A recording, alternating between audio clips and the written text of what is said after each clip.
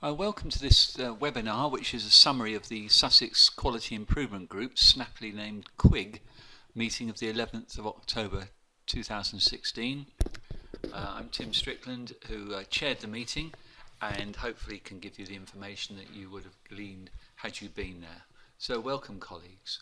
A quick reminder that this is FE Sussex, the consortium of Sussex colleges, and you can see us on the map there. We also extend into Surrey, and we work very closely with our colleagues in Kent and also in Hampshire, particularly in Hampshire for the purposes of this project. The PEN project, Professional Exchange Network, and the QIG meeting comes under that umbrella. So the purpose of this webinar is to introduce this Professional Exchange Network project, to provide the opportunity for those of you who couldn't attend on the 11th of October to update and hear what's going on. To give a reference source, which is there should colleagues want to call on it and available at any time. And of course to encourage and foster the whole purpose of professional exchange networks, which is for colleagues to assist each other in their professional development.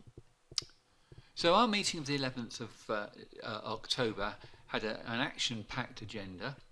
We had knowledge exchange on accountability measures. We talked of first-line manager training. We compared English and maths results.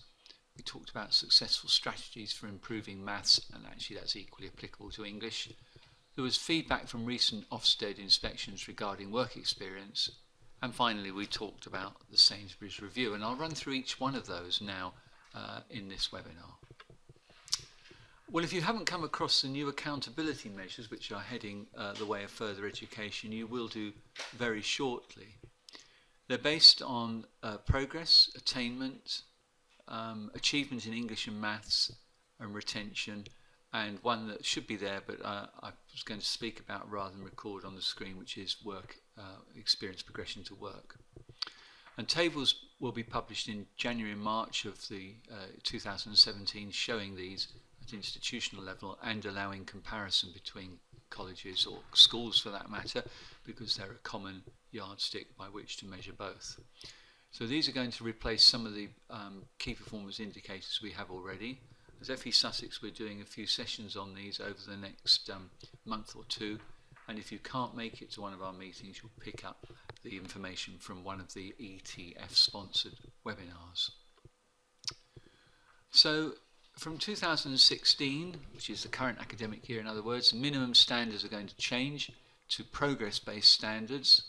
So it's value-added measures for academic and applied general qualifications based on the value-added. It's completion and attainment to measure tech levels and certificates. And of course both of the above are going to show the progress of students compared to those taking the same subjects nationally. So there will be a national benchmark, and there will be the ability of parents, employers and so on to make ready comparisons. The thresholds which are going to relate to these performance measures haven't been announced yet, and we will have those as the subject of another meeting once they are.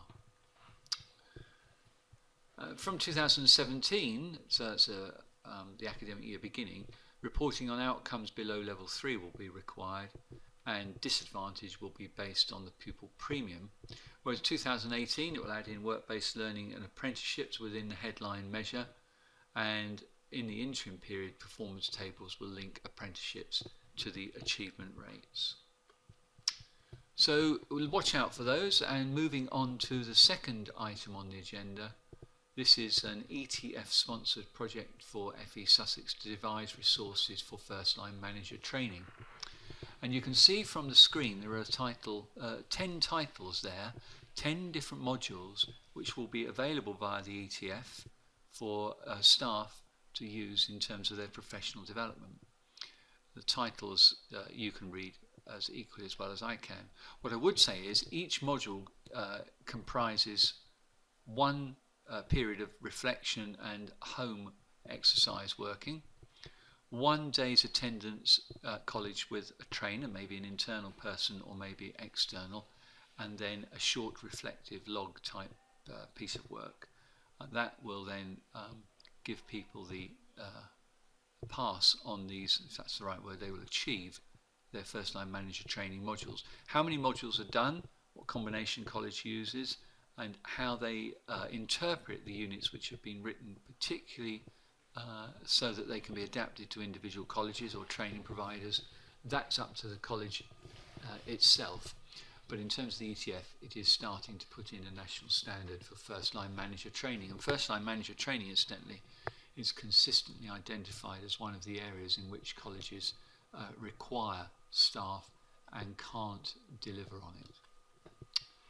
So moving on again to another agenda item, we had a look on the 11th of October at English and Math results across our group of colleges, the lowest being about 16%, 20 to 40% as an average, and the upper achievement, the higher achievement end would be at 60% or higher. And this achievement, when I say achievement, I mean A star to C grades in maths or English.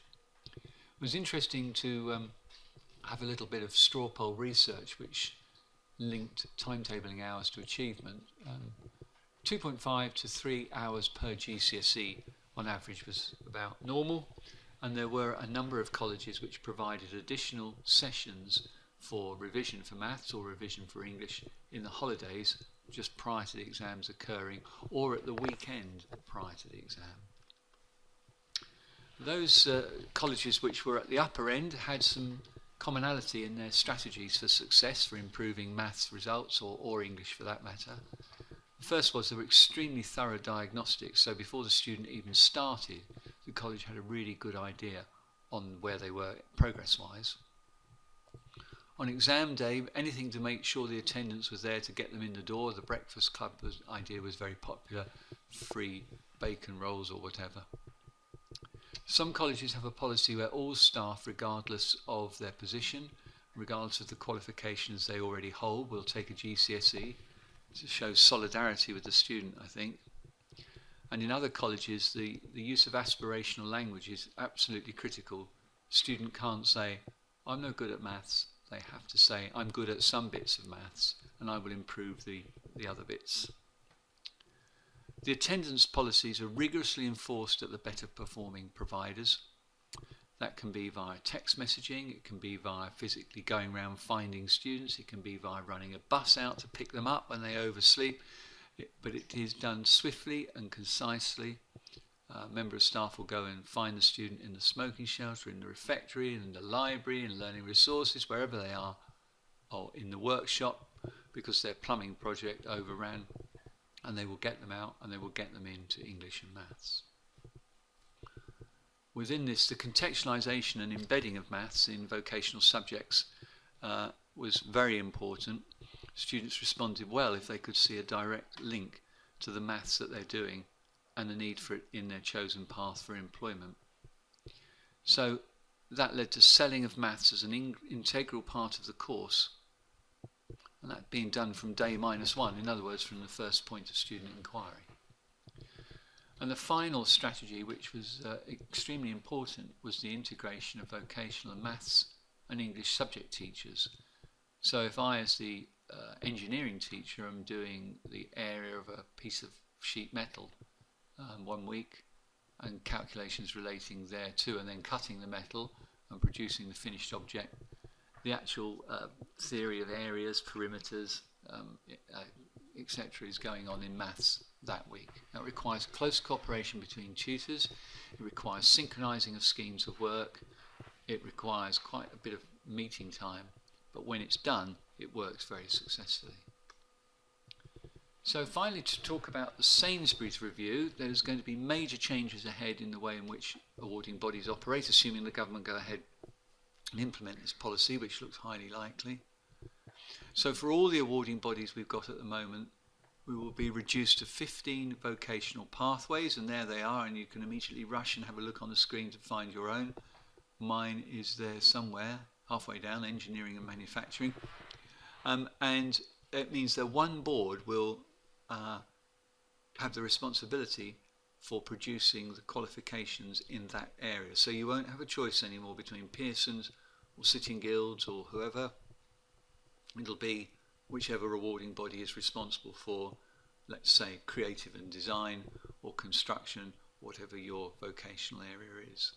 The full effects of this we've yet to see and yet to read about, but profound change it is. So I think that wraps the quality meeting up. Hopefully it was a useful webinar for you. As ever, if you need to know anything, just email FE Sussex, that's tim@fesussex.org.uk, and I wish you a successful teaching time. Thank you.